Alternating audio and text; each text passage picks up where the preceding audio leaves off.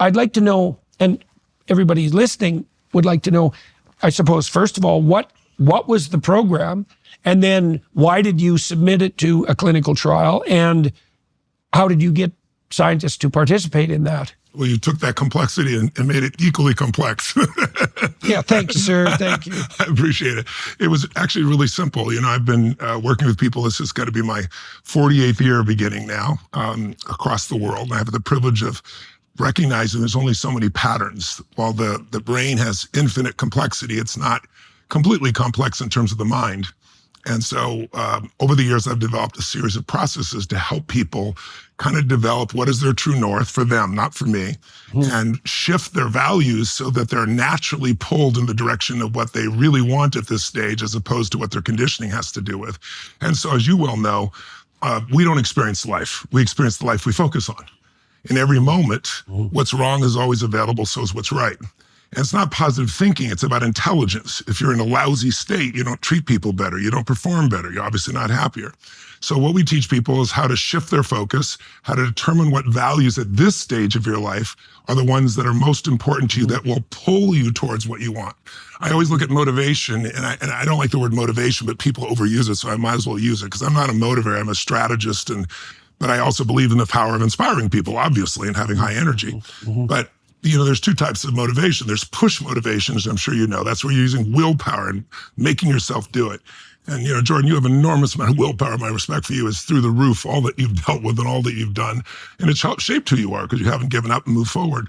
But there is a limit to willpower. I got a lot of willpower too. So, but there's no limit to pull motivation. Pull motivation is where something that you care about more than yourself, something that's a magnificent obsession, something where you're contributing. It could be your kids, it could be your family, but all that ties to the aim of your values that move you forward.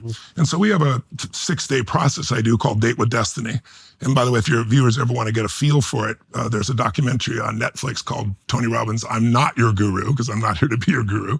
But it'll give you like an hour and 45-minute walkthrough, and it's pretty dramatic. And the name of it again? Tony Robbins' I'm Not Your Guru. It's on Netflix. And you see me deal with people that are suicidal and turning them around. And then you see us follow up 4 years later, so you see it last, because most people wouldn't think it lasts if you could make a change that quickly. So how does that relate to the study? Well, 2 professors, as I understand it, we were approached by Stanford, and they said 2 of our professors had come here. They were clinically depressed, and they're off medication, and all they did was go to this 6-day program. We don't understand it. Do you have data on this? And I said, sure, I've got millions of testimonials. And so they said, no, scientific data. I said, no, that's not been my focus. My focus is just get results for people. But if you want to do one, I'm open to it. What would you like to study? And they said, well, right now is the middle of COVID. And they said, depression is through the roof, suicide's through the roof, overdoses are through the roof. I said, I know.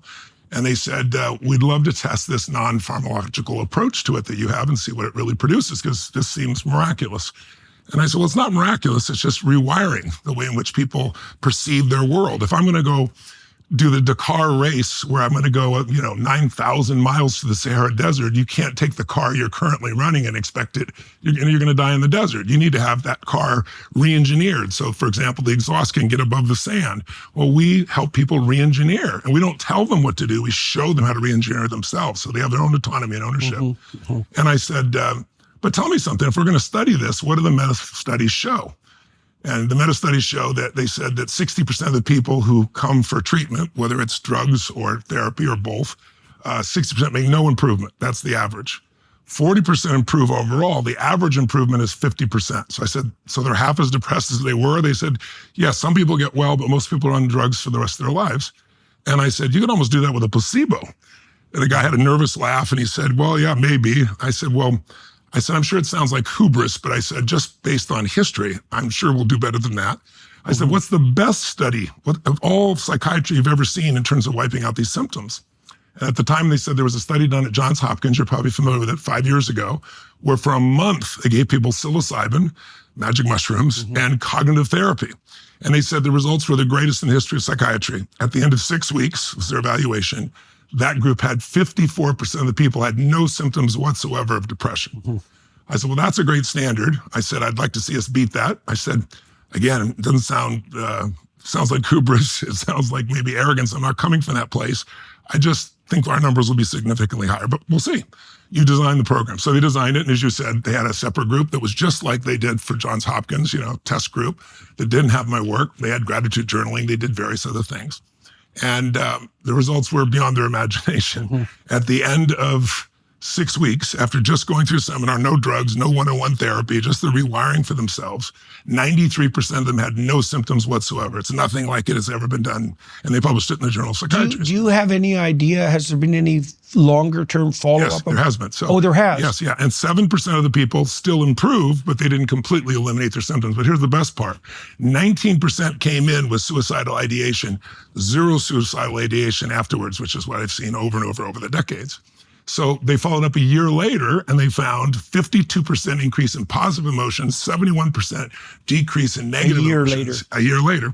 And now they've done additional studies. They just did a 1-year study with 1,500 people. So you can appreciate this. Oh, is that right? It's like the biggest study you can imagine, 750 in each group. And this one is on engagement in business and in life, because right now, since COVID, the engagement levels have gone through the floor. You're probably familiar with it. They have 3 measurements. One is, are you engaged? And engagement equals EBITDA, or equals profit in companies. You can see a direct relationship, definitely. Right? Then there's those that are disengaged. That would be what people started calling quiet quitting, where they're doing the minimum they need to. And then there's actively disengaged, which is actually people who are angry and they're just trying to hurt the company when they stay there as well. That's not good. That's definitely not good. And since COVID, the drop in engagement is the biggest drop in the history of any form of measurement around the world. In addition, the largest increase is in active disengagement. Yeah, well, people's trust was violated. That's right. They were angry. Yeah. And so they did a group, and they haven't published it. It'll come out shortly, but I can give you the broad strokes of it that I'm so excited about is they eliminated all of the disengagement that had been driven by 4 years of isolation in 6 days. And then the best part was, without any more interaction with me every month, they measured them for a year, they increased in their engagement. Oh, really? Because what's happened is now the hunger is awakened in them. They now have a sense of control over their own life and identity. Same authors? A different group?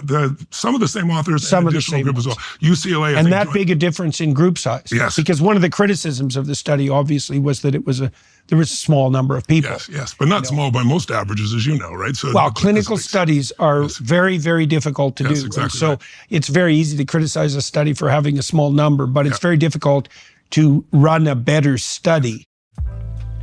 Are you tired of being held back by one-size-fits-all healthcare? Of having your concerns dismissed or being denied that comprehensive lab work you need to truly understand your health? I want to tell you about Merrick Health, the premier health optimization platform that's revolutionizing how we approach wellness and longevity. What sets Merrick apart isn't just their cutting-edge diagnostic labs or concierge health coaching, it's their commitment to treating you as an individual. Their expert clinical team stays at the forefront of medical research, creates personalized, evidence-based protocols that evolve with you. Unlike other services that rely on cookie-cutter solutions, Merrick Health goes the extra mile. They consider your unique lifestyle, blood work, and goals to craft recommendations that actually work for you, whether that's through lifestyle modifications, supplementation, or prescription treatments. And with a remarkable 4.9 out of 5 rating on Trustpilot, you know you're in great hands. The best part is you can get 10% off your order today. Just head to merrickhealth.com and use code Peterson at checkout. That's merrickhealth.com, code Peterson for 10% off. Stop guessing and start optimizing your health today with Merrick Health, because your best life starts with your best health. Right. And they've also done a study where a separate one that they published in a different journal that I can get to you, which was about the teaching style, because what they wanted to figure out is how. How does this work? So I'll tell you what they uncovered. There's a separate group that had been working with them and had worked measuring my body on stage, because I do immersion events. I think 4 days, 15, 20,000 people in a stadium, 12, 13 hours a day. And when COVID happened and they shut everything down, I wanted to still help people. So I built a studio, because every stadium in the world was shut down. And I started doing it with people in their homes.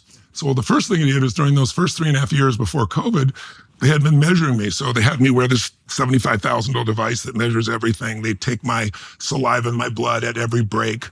And they found a whole crazy set of statistics. Like, I burn 11,300 calories on stage in a day. I didn't think that was possible, but consistently, that's my average.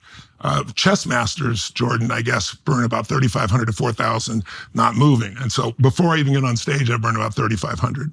I jump 1,000 times. I'm not standing there. I'm going out the crowd. I'm running up. I keep the stadium engaged. Most people won't sit for a 3-hour It's like movie. watching a toddler play. Yeah, well, No, I mean, I'm serious about only the dollars got you engaged. Well, I'm right? serious about that. Because you think about it, people spend $300 million in a movie and go past 3 hours and you lost everybody, right? For attention spans. We got people there. We do the digital program now, and we'll start at 10 a.m. here in Palm Beach. And we have people from 193 countries, every country in the world. So let's say Australia, we start here at 10 a.m. It's already midnight there. They go from midnight to 1 in the afternoon for 4 straight days and nights, and we lose 6% of the people on average. It's mind-boggling. We've figured out how to keep people engaged. Right. So it's but the compelling point is, and it's long-lasting in but the events here's themselves. they say, why does it work? So